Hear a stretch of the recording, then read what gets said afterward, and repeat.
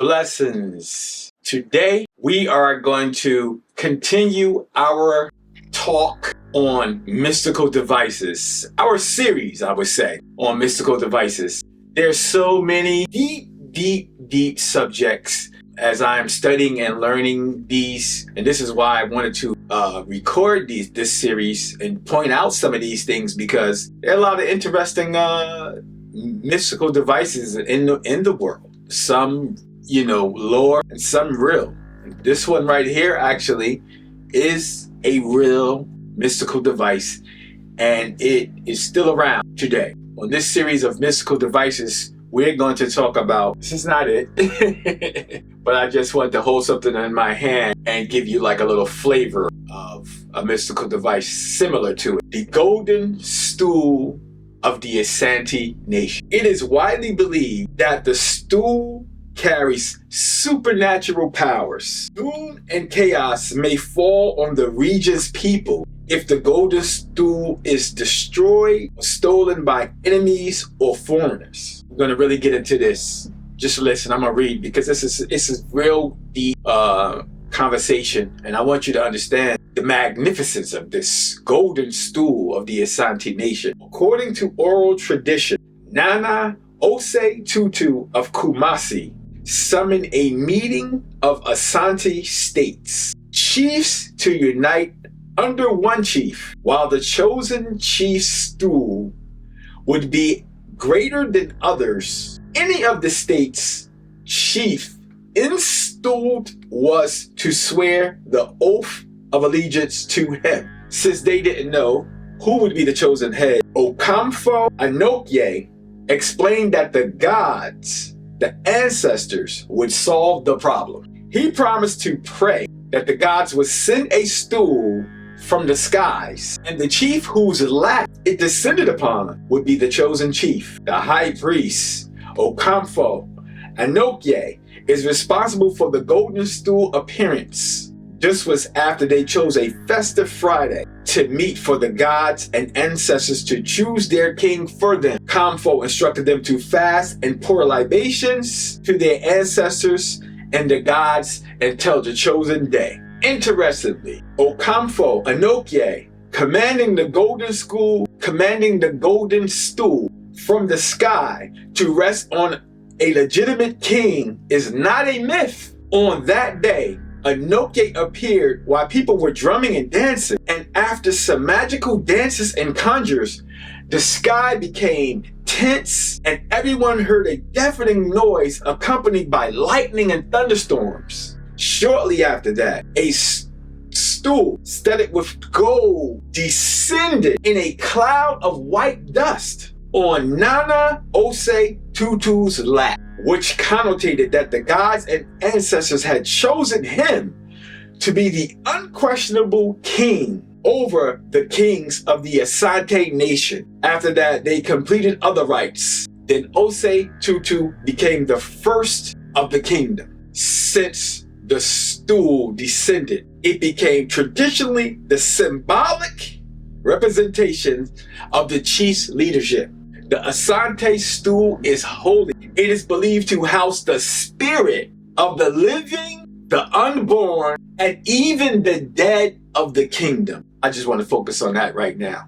That is a concept that was very unique to me. That the stool that descended from the white clouds of heaven to the Ashanti Nation is believed to embody the spirit of the people that are living, the ones that haven't even been born yet, and even the dead.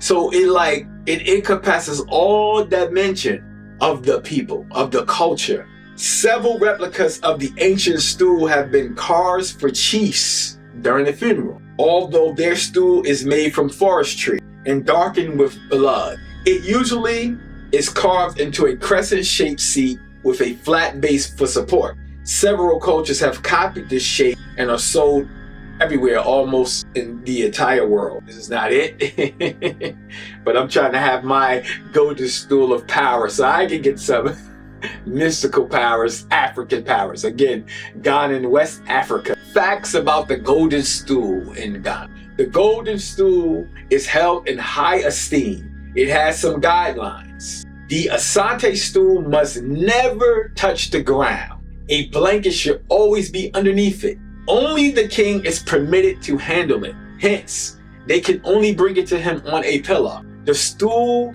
has its own throne during sacred ceremonies and is placed at the king's left hand. Literally. So it's like, as you look at videos or pictures and stuff of the king being sworn in, you will see him sitting on the throne, and the stool will be sitting next to him with its own seat on his own throne. It's beautiful.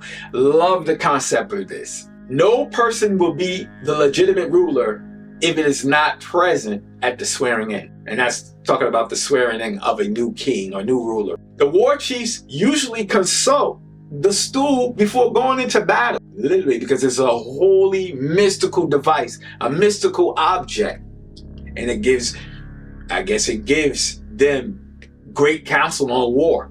The region's people won several wars, and they began to start to adore this golden stool. It signifies the independence in the region's people and a common bond between their ethnic group. The specific location of the stool is unknown to the general public for security reasons. The king, queen, trusted advisors, and the true prince only knows its hiding place. No individual is permitted to sit on the golden stool, not even the king, because it is considered sacred and holy and mystical. When a new king is about to be sworn in, he will be lifted and lowered above the stool, but his body will not come into contact with it. This is the last point I wanted to talk about, a little bit of the history of this golden stool. The golden stool had a war referred to as the Ashanti Uprising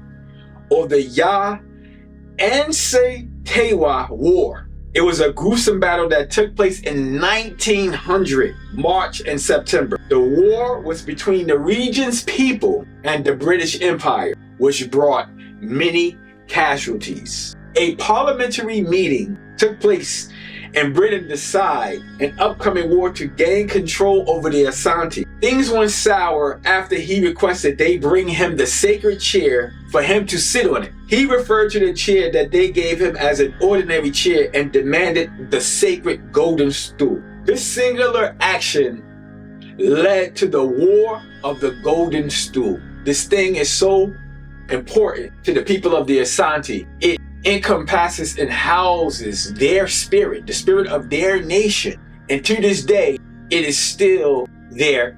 They have control over it, and it is to never be given away to anybody. It is what keeps their nation alive. If it is, it would be destroyed. So Britain they wanted to have total power over them. So they wanted to, during that time in 1900, they wanted to sit and have that stool so they could have their representatives sit on it and be the new ruler.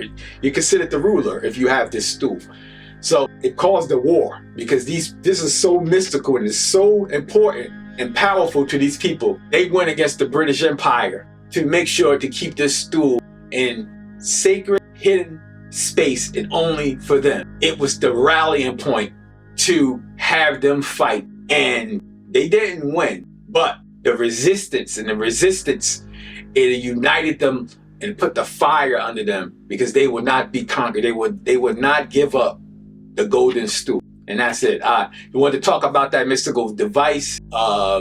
It's beautiful. It's very interesting to me, and I'm looking. It's just so inspiring that something like this it's in my African culture, and something of so importance and mystical that I'm drawing an inspiration from that in my life now. Just wanted to say that. Another mystical device. I hope you guys enjoyed it. I will continue this series pointing out other mystical devices. Have a good one.